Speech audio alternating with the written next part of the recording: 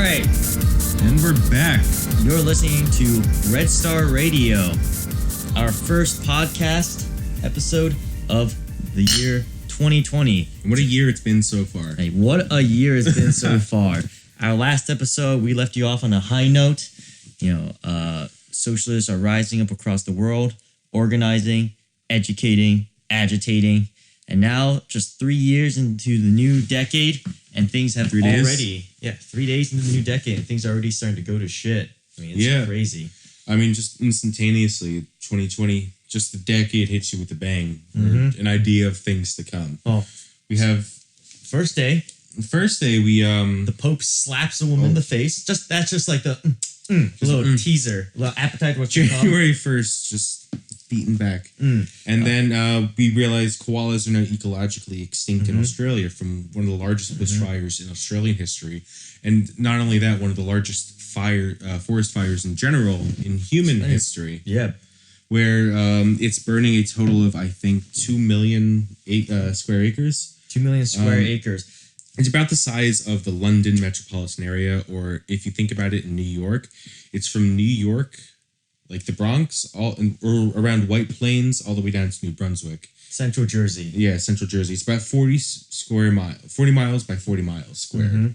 Not only that, there's so much ash has been kicked up that Antarctica has actually, the snow and ice in Antarctica has actually changed color from all the ash that's been deposited. And then there are now pyroclastic storms in the South Pacific where the ash clouds are so strong they're creating their own weather patterns, which includes lightning and downdrafts and acid rain.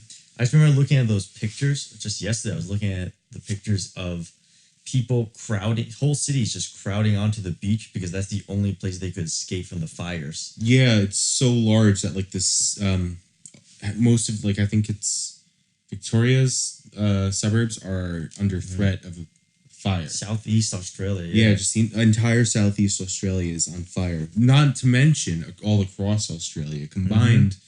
I think they're 4 or 5 times larger than the Amazon fires. Yep. And now koalas are ecologically extinct, but good for them because koalas suck anyway. Kangaroos are now almost extinct, along with kangaroos I think kangaroos are still doing perfect. They're the equivalent of 2 billion animals died. Yeah, but And kangaroos now, are perfectly fine still. I think about a huge majority of the flying fox population, those really cute bats, are now dead because most of their habitat have burned to the ground. And then, but wait, there's more. And then this morning I wake up to hear that not only have the Iraqis stormed the U.S. Embassy, which, by the way, they have a complete right to do. December 31st, end of 2019. Yep. I mean, it's crazy, though. I mean, if you think about it, like, it's a U.S. embassy, right, in a foreign country. If those foreign citizens don't want us there, we have no right to be there. So it really begs the question, who controls Iraq? Yeah, exactly. Like, the citizens of Iraq have a fundamental right to expel any embassy of any nation that they wish because it's their country, right? And if that embassy has a military to oppose the Iraqis, then it's not an embassy, it's a military installation, in which case the protesters were correct in their assessment that the embassy was not actually just like a representative of the U.S. government, but was instead a political military installment. And I think the fact that Trump would send in 3,500 troops, which is a 35% increase of the number of troops in Iraq, just to protect an embassy, essentially saying we're not leaving your country, shows that, one, they don't respect the sovereign right of Iraq, and two, that he's a fucking cunt, and we've really just invaded and taken over Iraq as a puppet government of ours. Well, yeah, that's essentially what happened in 2003 when we invaded and ousted Saddam and kicked out the Iraqi nationalists from power. So when they stormed the embassy, we claim it's an Iranian attack against American soil. Because under American law, embassies are technically considered American soil. Yeah. But there's no proof of that. Yeah, there's no proof that they were Soleimani supporters. did it. Yeah, they were. It was not the PMF that stormed the Popular Mobilization Force, which is Hezbollah and etc. Shiite militias in Iraq. But most of the protesters were just supporters and were totally ancillary to any military force in Iraq. Not related. So it was Iraqi people storming the embassy. Yeah. And I think that justification of, it's such a flimsy justification, right? To assassinate like Iran's second most important person. And the Popular Mobilization Force's second in command as well. We not only killed the Quds Force leader and Iran's head of military, but we also killed Iraq's head of military, or what would be considered the National Guard's head of military. Yeah. And not only that, like, aside from that justification, the other justification was that this U.S. government official said that their justification for the extrajudicial killing of Soleimani, basically with no trial, no international court or anything, their killing of Soleimani is that he was planning big moves that would endanger dozens, if not thousands, hundreds of U.S. lives, right? And then even today, the U.S. Department of Defense said there is no immediate threat to United States personnel. Yeah, it's only speculation. Yep. And not only that, he was in Iraq because he was fighting ISIS with the Iraqi militia groups, which are backed by an Iranian-controlled government, backed by, if they're fighting ISIS, who gives a shit? Well, yeah, ironically, we allied with them after fighting those exact Shiite militias in the Iraq War before 2011. We allied ourselves and funded and supplied weapons to the very exact troops that were planting IEDs and killing American troops in 2008 in Basra. We were also, funding ISIS. We also funded ISIS. Yeah, that's not what this episode is So I guess, but technically then, he was attacking a U.S. asset because he was fighting ISIS. See? Well, the ISIS is the CIA. Yeah, exactly. So that's why we were pissed off, because he was hurting our assets, i.e. ISIS. Well, so yeah, I mean, it's just crazy though that to think about, like, shit's gone wrong so quickly, and now we're facing a possible war with Iran, which would be absolutely horrible, right? It would be catastrophic. Not only just because it's a completely different war to Iraq in terms of pure, like, strategy, because Iraq is tiny compared to Iran, right? First of all, Iraq didn't really prepare for a U.S. invasion. Second off, their population is way smaller than anything that America has. Yeah, essentially they just live along the Euphrates, while Iran has, I think, 120 million people. Over 80 million. Oh yeah, 80 million people. Not only that, it's got the 18th biggest economy in the world. Yeah, they're a regional superpower. Yeah, about the same as Saudi Arabia. Yeah, that's really what the struggle comes down to, is a struggle between hegemonies, the American Western imperialists and the Iranian Shiite government. Yeah. And then you have the Iraqi nationalists in the middle. And even going back to even more strategy, it's 4 times bigger than Germany, right? Way bigger than Iraq ever was, filled with mountains and inhospitable deserts, and is just, the economy of it itself is, I think somebody made a really good post where said that Iran has an economy the size of Texas, nearly 3 times the population, more than twice as much area to cover, with 10 times the logistical issues, right? Because they have their biggest cities are as big, have a population as big as New York City, right? Well, yes, that's partly why the Night Stalkers, I forget what the 156, the helicopter troops, have been training in cities for so long.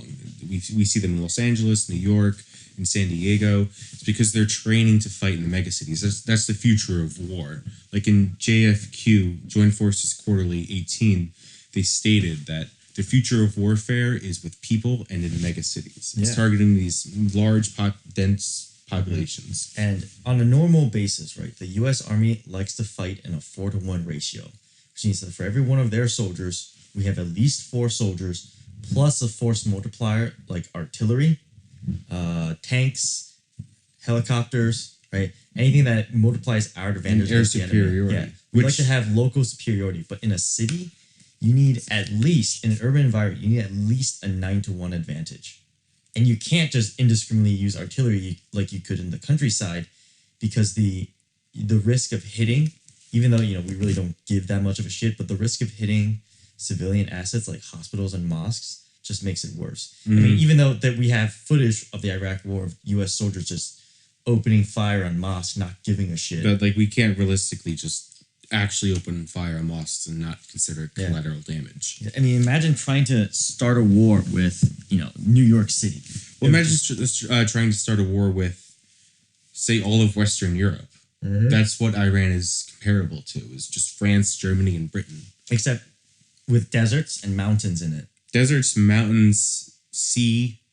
Yeah. You have plains and forests up in the north. It's very diverse. Not only that, most of them don't speak English. And not even mountains like in Afghanistan. Like, you have the Alborz Mountains, which are they're not part of the range of the Himalayas, but they're comparable in size. So you'll be fighting from, say, Alaska to Utah if you compare it to American geography. That's what Iran is. Yeah. And it's... Not to mention, Tehran has 15 million people. And I guarantee that's Iranians hate America more than they hate their authoritarian government. And, you add even more to that. Iraq, not really prepared to fight against the U.S. Iran, they've been studying our strategies and our tactics for the last basically 18 years. No, since the Shah was overthrown, since 1980. Yeah, so 1980. And they destroyed Iraq in their war after the revolution. But our new technology, our new tactics. They built their own carrier, too, to study the proper strategy to storming and raiding a carrier. Their strategy actually in the Gulf, because we had those issues in the Gulf where we had the confrontation with Iran over the seized oil ships. Their strategy is to seize an aircraft carrier destroyer, capture the admiral, and hold him as hostage. And through all of their forces, they have like 800 boats, missile boats, ready to attack our fleet in the Persian Gulf. Yeah. And their strategy is to capture an admiral and use him as leverage against the United States military. Our Persian fleet would not survive an attack on Iran. No. And they have, not to mention, they have Russian anti-ship missiles, Russian anti-air missiles. China's aiding in now. And Chinese supersonic torpedoes. Yeah, China would love to take a knock at America and basically remove our ability, prove to the world that America isn't as powerful as the world thinks it is. So I don't think it is in anybody's. Plus, like, what do we go to war with Iran for? Well, everything. Like at least with Iraq, we had that flimsy excuse of WMDs, and we thought that Osama bin Laden was in there. No, that was Afghanistan. We thought he was in Afghanistan. Yeah, but he was really in Pakistan. And not to mention the Afghanistan papers, which not many people are covering. That we even knew that he wasn't in there and that the war was unwinnable. For 18 years. With Iran, what do we have? What do we want from the oil? Nothing, I guess. Of course, their oil, and we want to secure the American economy, the American hegemony over that region of the world. But like, who's going to stop the military-industrial complex from actually engaging in this war? No one is. Yeah, well, it's not like why would we go to war? It's who's going to stop them. Listen, but Mac, we're thinking about it from the wrong angle. Think about it from the businessman's perspective. War makes good money, right? Yeah, and the military-industrial complex, they want a war because that's good for businesses, right? Think about all the stock increases, stock prices that would go up because of war, Mac.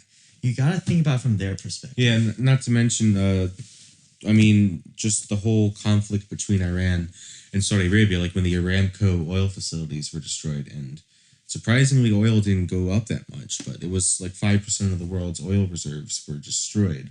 So seeing Iran destroyed and their refineries destroyed. And Lindsey Graham even put out a tweet, I think this morning, that said, if you are a refinery worker in Iran within the next 3 days, I would seriously think about reconsidering your career. So, but seeing their infrastructure and their economic infrastructure destroyed would be very beneficial to the ruling classes, not only in Saudi Arabia, but in America too. The Saudi oil industry is really ancillary to and controlled by the American oil industry.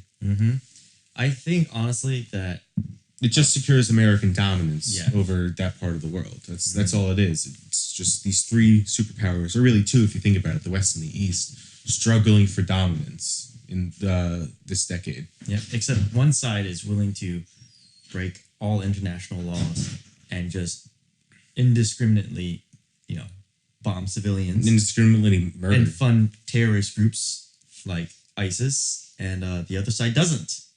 And it comes down to ideology. It's the ideological superstructure of America. Yeah.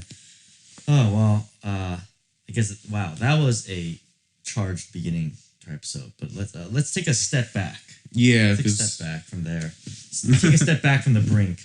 But because that's a lot to take in, especially just so near after New Year's, right? I mean, right, we're all still recovering from our hangovers, and all of a sudden I'm still recovering. like I didn't think it was going to happen this quick in 2020, but we just see the essence of the decade come to fruition. I mean, we had our 20th New Year's party, and then the day after, we were like, oh, Iraqis just stormed the U.S. embassy. Actually, that night. Yeah, that night. I texted you in the morning. No, it was actually before. No, it was, that night. It's crazy, though, to think about that. Like, while we were partying and drinking in America, Iraqis were getting shot up. Soleimani, an Iranian general, what was he doing in Iraq? And what actions was he taking in Iraq that led to the U.S.'s decision to drone strike him? Well, yeah, that's a big question, because everyone's like, why isn't Iranian in Iraq? I thought America controlled Iraq. We invaded them and we have our army there, right? Well, he was essentially coordinating the popular mobilization force and trying to form a pro-Iranian coalition within the Iraqi parliament. Okay.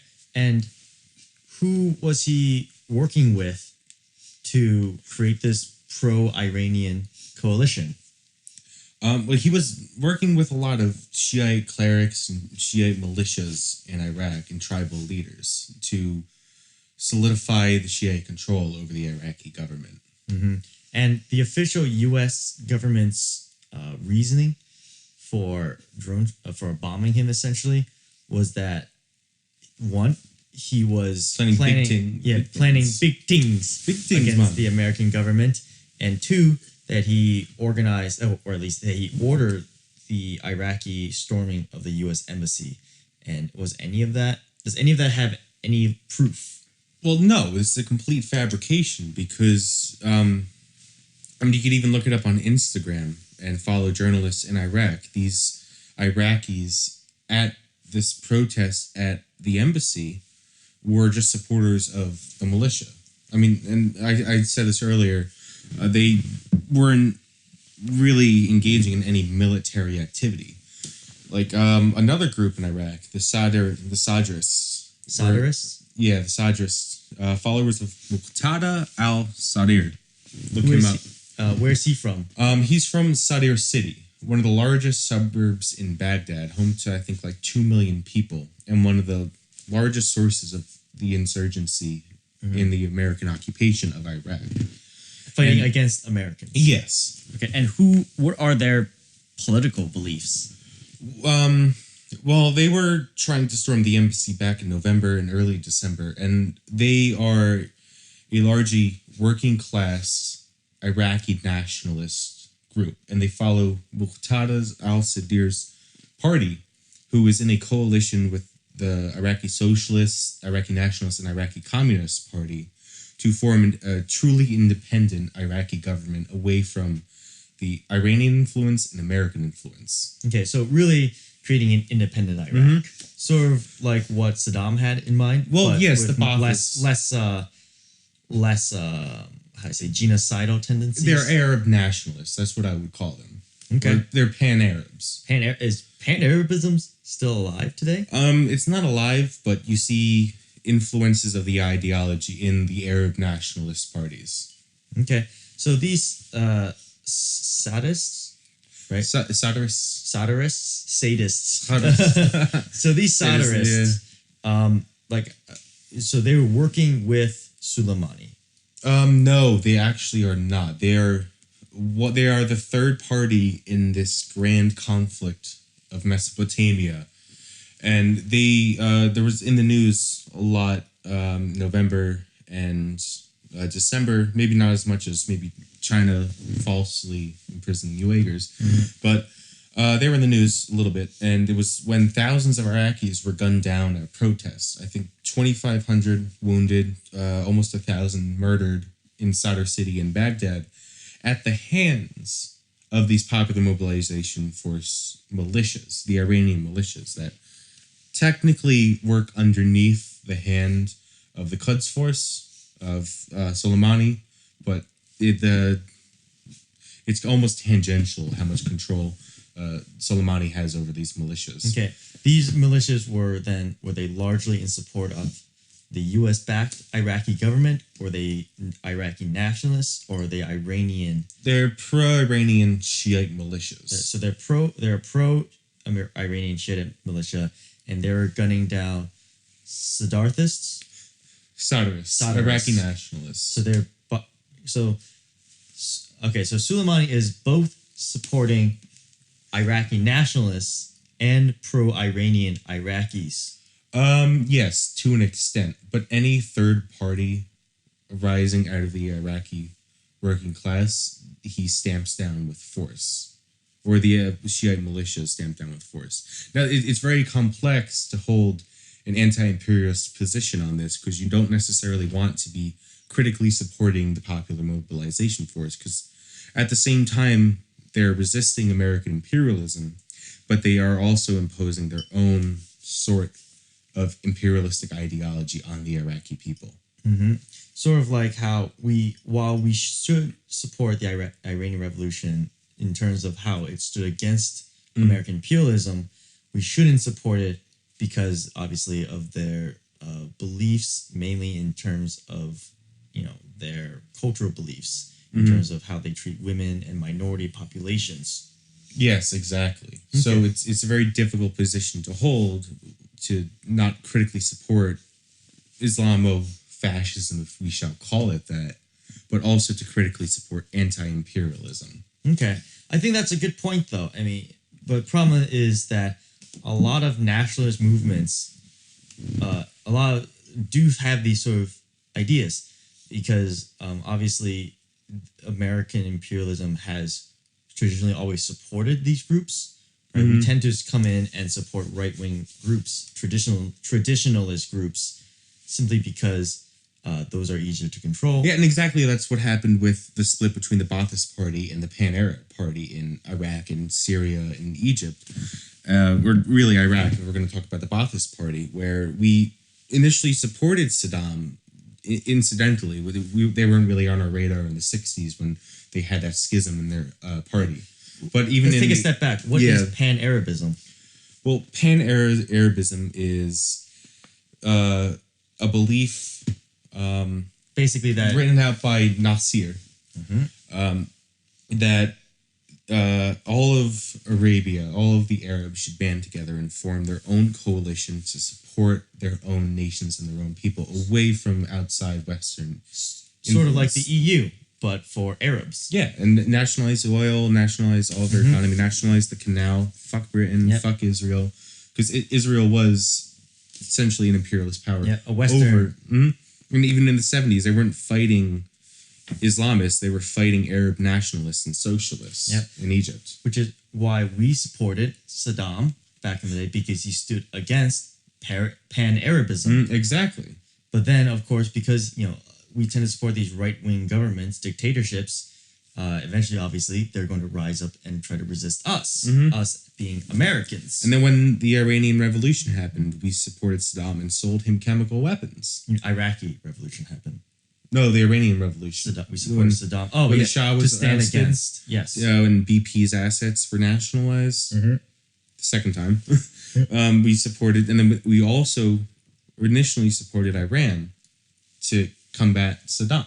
So it goes way back into the history of American imperialism and modern capitalism. So it's sort of like a cyclic process. We have this one problem. We support one person or a group of people to fight against that problem. That group of people then becomes the new problem that we have to deal with.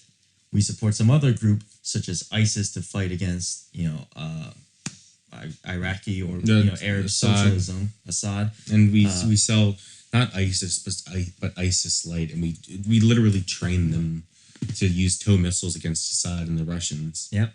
And then that becomes a problem, which we then support.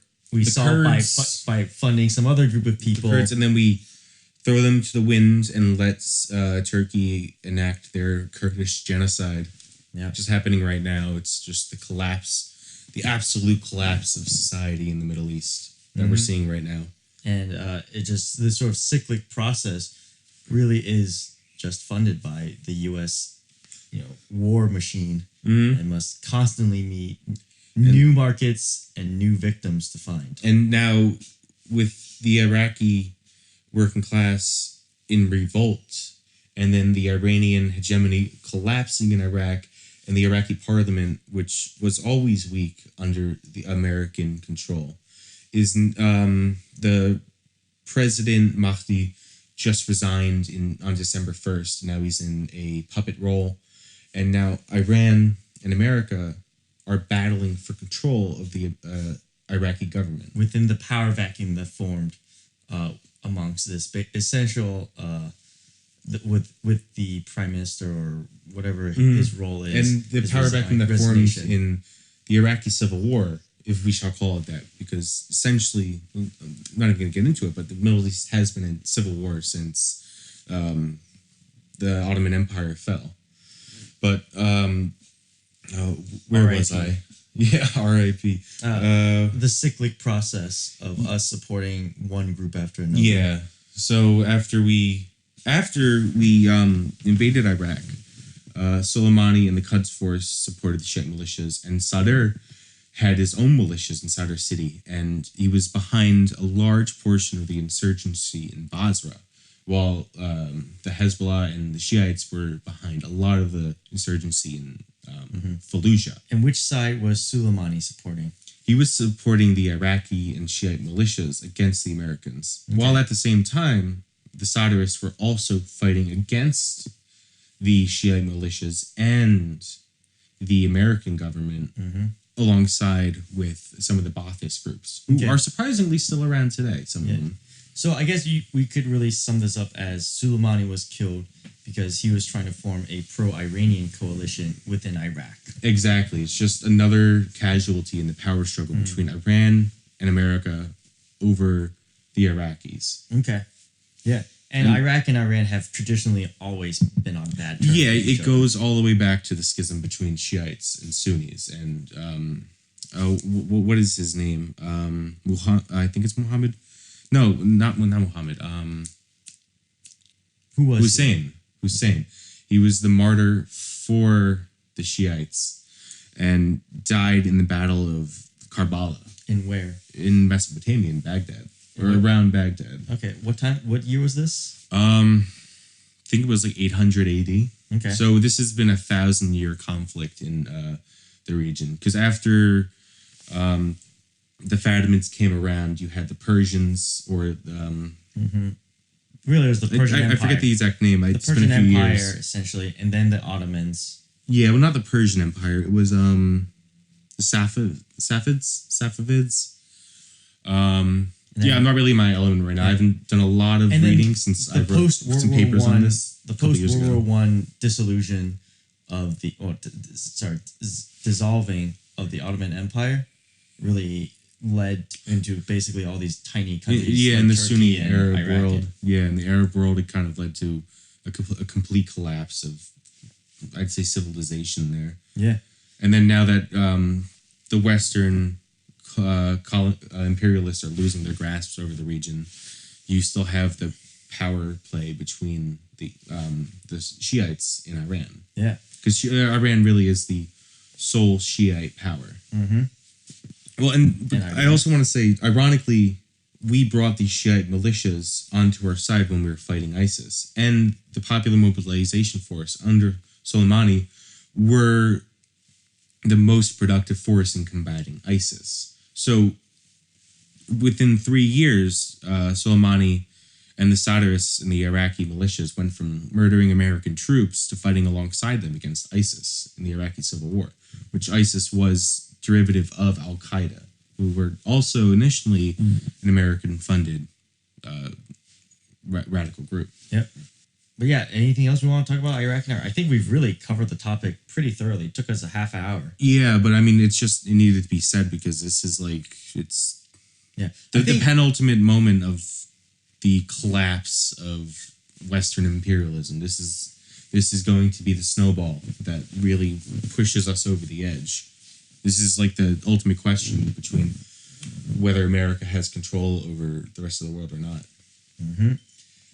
I think though at the end of all this, right, all that we talked about, I don't actually think we're going to go to war with Iran. No, it'll be a proxy conflict, not even a proxy conflict, a direct conflict between Hezbollah and the IRGC, which is in Iraq, the Iranian Revolutionary Guard companies. I'm not good with anagrams. Basic knowledge. Okay. But it's going to completely destroy what little is left of Iraq, and so many more Iraqis are going to die. Yeah, I mean it's going to be absolutely horrible.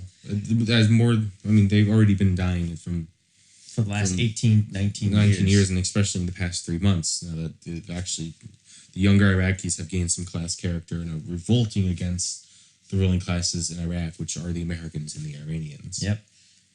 Well, hopefully that doesn't happen. Well, yeah, we can only emphasize from here. And you know what would guarantee that it doesn't happen? The revolution? Not just the revolution. We could start the revolution definitely, but one other thing is Donald Trump doesn't get reelected. Yeah. I think if Trump doesn't get reelected, then this will never happen because at the very least, the Dems, for once, have some teeth and have spoken out against war. For the first time. Who did? Because they voted on the National Defense Authorization Act. They voted to fund the military, yes, but all the major Democrat players have spoken out against declaring war against Iran. True. If at least Tulsi Command and Conquer character, at the very least, just because they're standing against Trump. Mm-hmm. You know, I don't know how strong of a statement that is. Probably not very, but at the very least, they have outwardly spoken that they are not supporting war.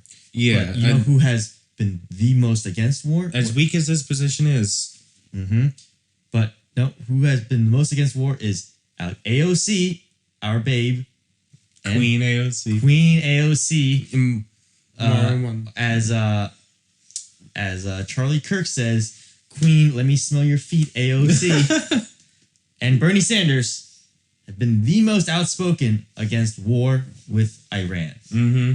Which I think is just more proof of why we need to vote for Bernie. Mm-hmm. Exactly. Bernie is the only one that will allow us to stop the Middle Eastern genocide and ecological collapse. Mm-hmm. Or he's the first stepping stone. Yep.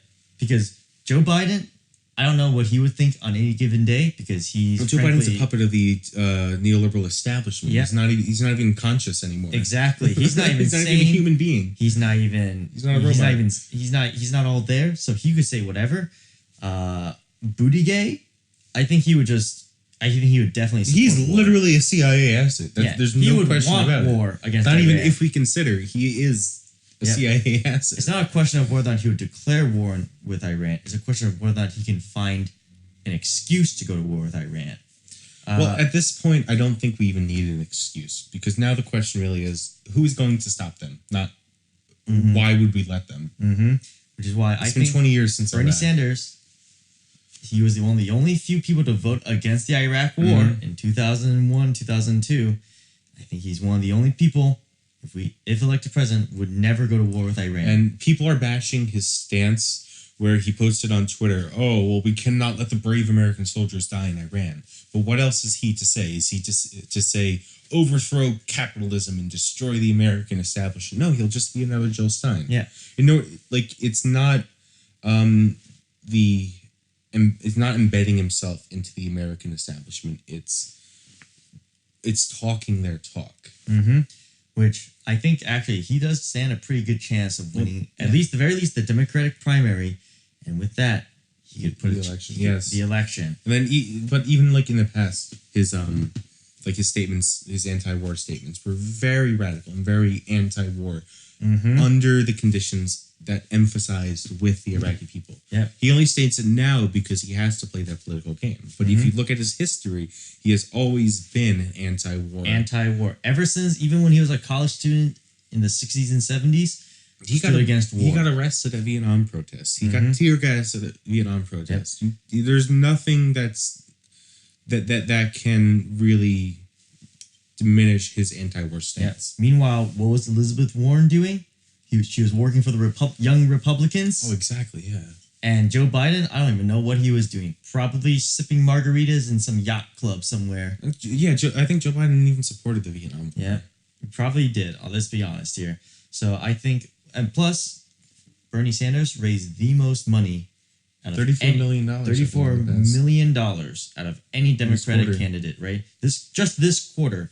So I think that if we don't want to go to war with Iran, if we don't want to send young men and women to go die in some old man's war, and if we don't want to see Iraqi children, the next generation of Iraqi children, be murdered, Iraqis and Iranians, you know, if we don't want to send young people to die, not only Americans, but we really have to consider like the Iraqi children that live in Iraq. Like, we've really got to emphasize for them.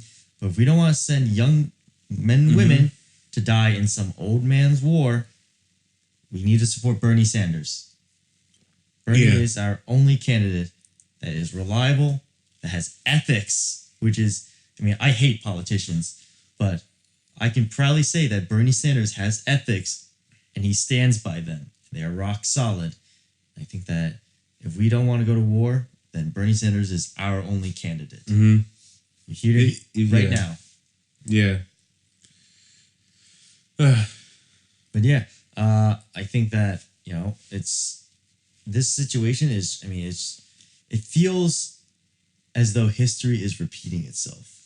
It's a circle, right? I remember when we were, it was 2002. There's no turning points in hitting a circle. Yeah, there's no turning points. It doesn't make any sense because it's always turning, but I think it just feels like a repeat of 2002.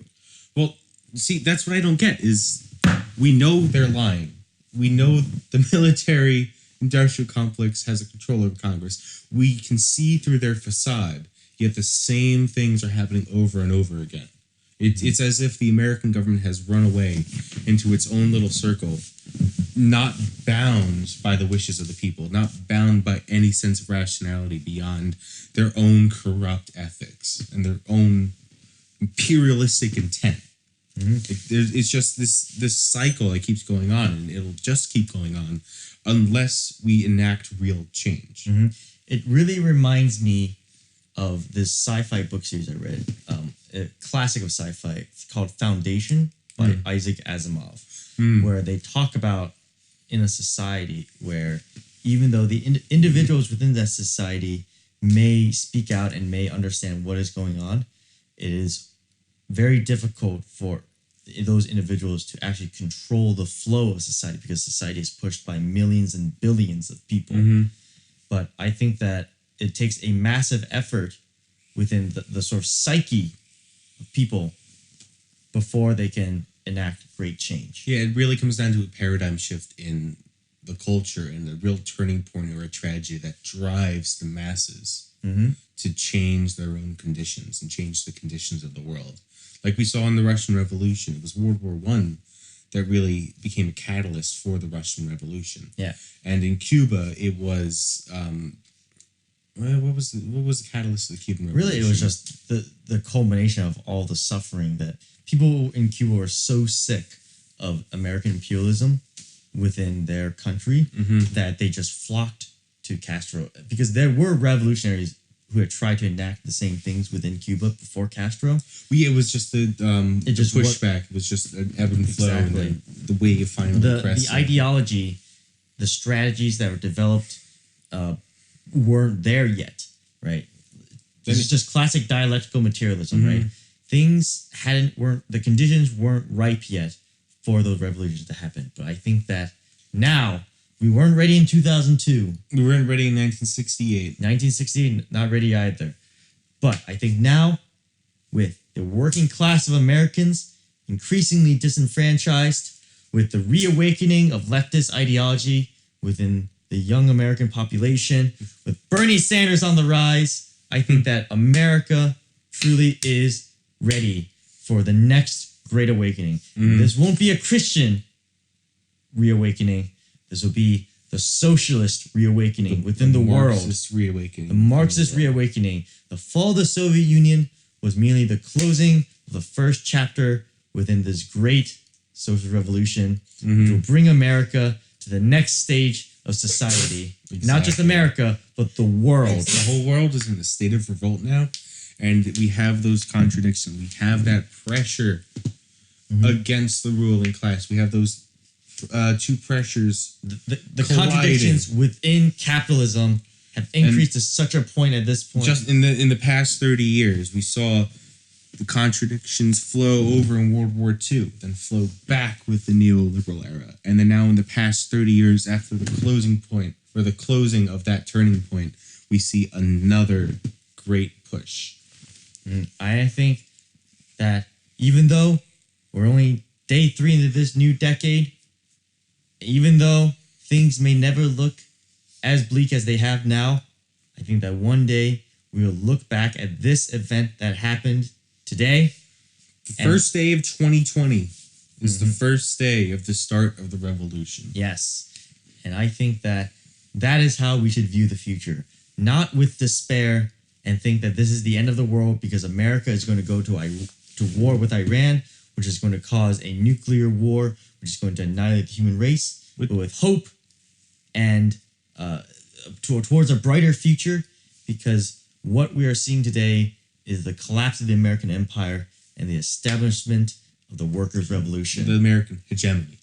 The end of the American hegemony. Yes, we see the collapse or the destruction of it, which is truly beautiful. We should not look at it with despair, but with optimism, and just hope we can overthrow and dismantle capitalism before ecological extinction. That's all I'm worried about, is whether or not the Earth is going to become absolutely inhabitable before we can finally take over. Die. So that's all we got to worry about is 2030. We just got to make sure it happens before that, because then it doesn't matter whether capitalism or socialism wins, because we're all going to be dead anyway. Amen to that. But you know what? I think I'll take a drink to that. Cheers to that. 2020, the revolution. All right, we're going to take a quick music break. We'll be right back after this segment.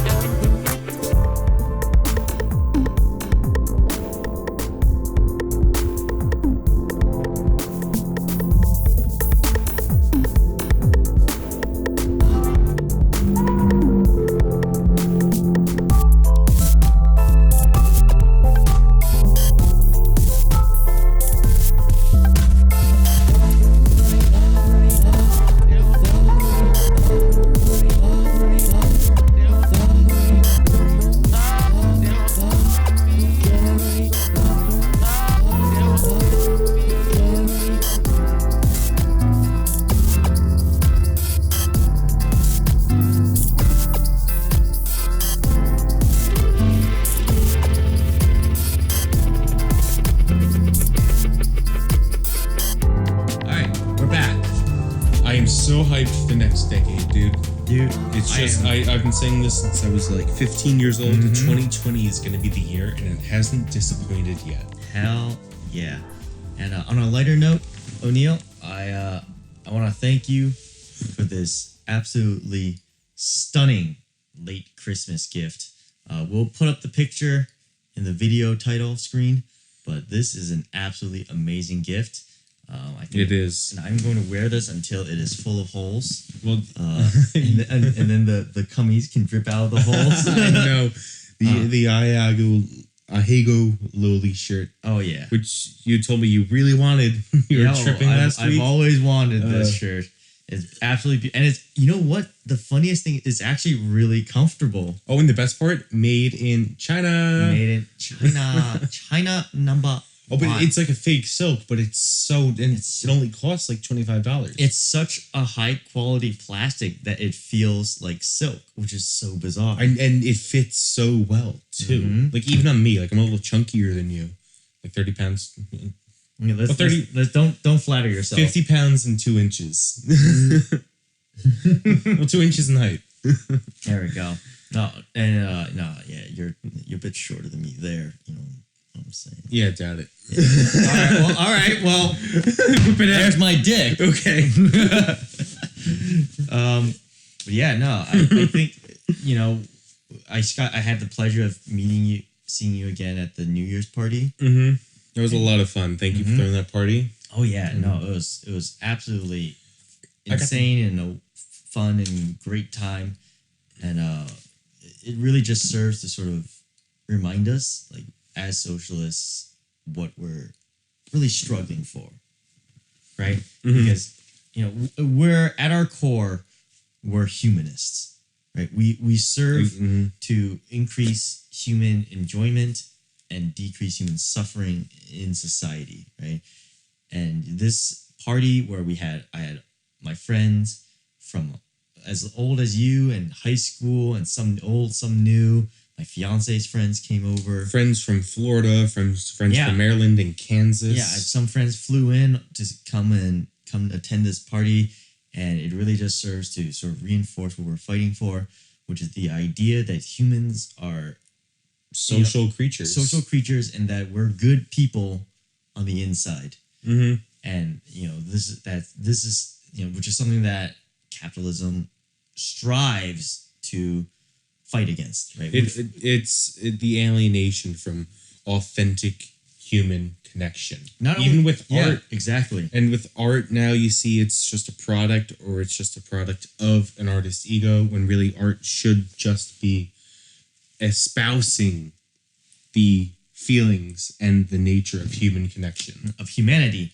But even on a simpler idea, capitalism, the base of capitalism is that humans are inherently bad, and that capitalism taps into that negativity of humans to sort of pit us against each other, to spur competition, which spurs ingenuity and creativity. It's that dystopian Hobbesian idea that we're all innately greedy and we all strive to get what's best only for ourselves, when all of us brought liquor, all of us brought ourselves, all of us brought our company and gifts and our own companionship to this party, and we all had fun. We all came to this gathering to enjoy each other, and the culmination of us coming together was greater than the sum of us all just hanging out at our homes alone on New Year's.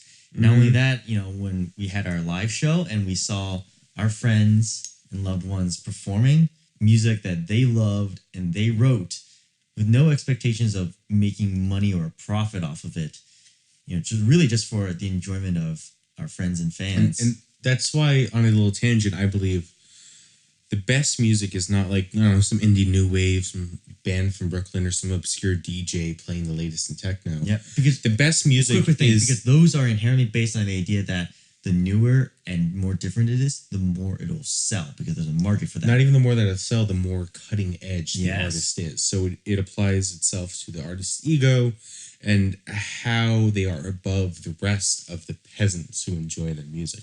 They're bringing their product to you, saying, I am the best. I am better. I reach forward and grab from the future the penultimate form of art.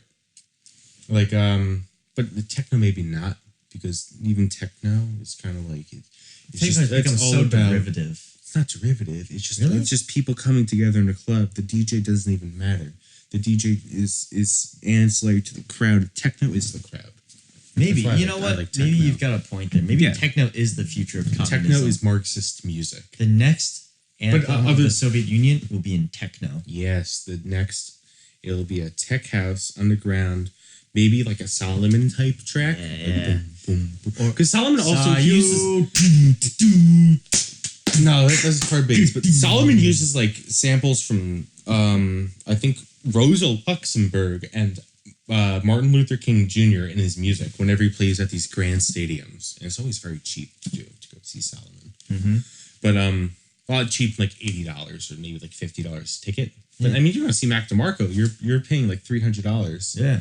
But the most pure form of art and music, or art in the sense of music, is one dude on a chair playing his guitar, strumming out chords he just learned. It doesn't matter if he's good or bad, just the distant sound of one person playing guitar, pushing his sound out into the world and pushing forward his feeling through his guitar is the best type of this. My favorite music is just the sound of one man playing his guitar. Or as Pat Bunny put it, 3-chord high school punk bands. Yes, that is the best type of music because it is totally alienated from any sense of capital or production, because it is purely just the artist trying to connect with other people. I think at the end of the day, though, that, you know, I love listening to like folk punk, like Pat the Bunny and Wingnut Dishwashers Union, even though their ideology, because they're anarchists, is shit. But because of just how raw it feels It's very real. It feels very human and real because they're singing about real issues that real Americans deal with, like feelings of loneliness and solitude. Well, and it's real issues they faced themselves, and it's their own emotions being communicated through their art to other people so they can connect with other people. That is what art should be. That is what real art is a connection between people. And I think that, you know, those art, which is untethered from the bounds of capitalism and the idea of what is marketable, are the ones that feel the most real because they are truly just, you know, unfiltered emotions of real human beings. That's why modern art is so good too. Like, as much as we want to bash modern art for being totally outside of the bounds of what we would consider proper talent and what we would consider like, representing a human being in the form of just some smudges on a paper, or even like Pollock's paintings, where it's pure expressionism, just throwing paint onto a canvas. It's the pure expression of emotion, even though like later on it would be devolved into like these hyper marketable paintings because the trends in art or capitalism transcends the trends in art. Well, the superstructure of the overall foundation of capitalism envelops all art. Art made in a capitalist society will always be capitalist. Will always be capitalist. Or would always be a product. A product of capitalism. But that's why like classical art is always fascist, because you're always aligning yourself to this past idea of what is proper. Or feudalist, or, you know, whatever stage of society it was made in, it would be a product of it. Which is why I think that, you know, which again brings us back to Pat the Bunny, which is why I like his art, because it's so depressing and sad, but it's also very hopeful because he imagines a new world within it. It might not be the right one, but it's always new, sort of a vision of what could be. And I think that at the end of the day, that's what makes art more tangible, more valuable. It's hard to more authentic. Authentic. It's real. That's what it really comes down to. And also, I would 100% rather play Pat the Bunny than any old Union song by Pete Seeger or any like the Internationale at any gathering, because it's just better. Also, like you're always aligning yourself to the spectacle of the past, but Pat the Bunny is modern. All those old Union songs, real people today. Yeah, all those old Union songs. As much as I like them, there's always this feeling of nostalgia and sadness for what could have been, which inevitably is a bit depressing. So Pat the Bunny is always forward looking. So maybe we need to write some more socialist music, modern day socialist songs in the style of Pat the Bunny. In the style of Pat the Bunny for the future. Yeah, we should put out an EP. You know, that's not a bad idea. Let's make that. You know, so you know what? I think my New Year's resolution, as I drink from this giant bottle of Jameson, out of the mason jar, is I want to create an album with you, O'Neill, this year that is an album of socialist songs for the future. Envisioning what we can do in a post-Soviet society towards creating a new socialist society, essentially. Yeah, that's beautiful. Let's do it. Yeah. So we'll combine every genre. Every genre. Well, since we don't have a drummer, we'll have to use a drum machine. That's fine. That's you know what? Drummers are a thing of the past. Drum machines are the thing of the future now. Yeah. All right. So let's do that. And what about you, O'Neill? What's your New Year's resolution? Like I said in 5.5, if we're gonna go with the Red Star Cannon. The Red Star Cannon. I don't believe in resolutions because you should always be moving to better yourself as a person and always be productive and always be willing to engage the world as a new person every single day. Every day I can reinvent myself, or I should be able to reinvent myself. One day I want to be a filmmaker, so be it. One day I want to be a musician. One day, even if I want to be a mathematician, I can go to school and learn how to be a mathematician. Math communist, if I so please, which I probably shouldn't do that because just but you know what I'm saying, like but if I had to have a resolution, it would be to really become more productive and put out more content, like music wise, actually start finishing my productions, my musical productions, and finishing my video productions too, and just being a more productive person in general. Okay. And I feel like that's a resolution everyone should have. I think that's beautiful, and I think that's a great way to end this episode tonight. So, ladies and gentlemen, this has been Red Star Radio, welcoming you in to the new decade. 2020 is the decade where we finally realize all of our aspirations and create the new world order of the proletariat. And so with this decade, we will all be real people engaging in real human connection and fully realize what humanity ought to be. Because at the end of the day, what is the point of society if you're working all day and you're tired all night? The point of society is to create these opportunities where you can interact with friends and families and people that you enjoy spending time with, and to have more free time to spend on your interests and your passions. And so with that, we wish you a beautiful decade ahead and a regretful decade in the past. Yes. But to brighter and newer futures. Ganbei. This is Red Star Radio signing off. Susan Brothers, thanks everyone for being here. We're from the organization March Forward, and we're here to say to all those serving in the Army, and the Marines, and the Air Force, and the Navy, that you have the absolute right to refuse to take part in these criminal wars, and that's a right that all of you should exercise. You have no reason to go put your life on the line and kill and die for profit. We've been to Iraq, we've been to Afghanistan, and we know what these wars are really about. And we joined the military for many reasons. Because we need a college education, because we need a job, because we need health care. And then we joined the military, and they tell us that our enemies are poor people in caves in Afghanistan, or poor people in the deserts of Iraq. But we've been to those countries, and we know that our enemies are not other poor people abroad. Our enemies are the people that laid us off from our jobs, that denied us health care, that make it impossible to get an education. Our enemies are not in the poorest countries on the planet, but right here in the richest one. Now these wars, the occupations of Iraq and Afghanistan alone, are costing over $700 million every single day. This is a crime every single day, while so many of us are hurting. Well, I think all of us here, and the vast majority of people in this country, would agree that we can spend $700 million a day better than bombing people that we have no reason to bomb.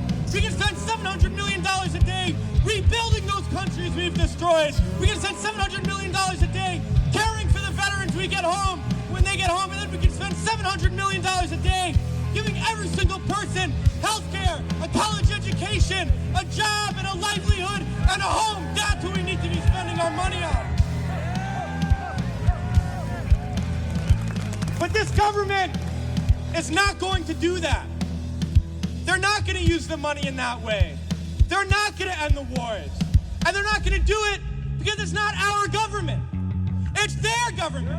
It's the government of the rich. It's the government of Wall Street, of the oil giants, of the defense contractors. actors. It's their government, and the only language that they understand is shutting down business as usual. And that's what we're doing here today, and we're going to continue to do until these wars are over.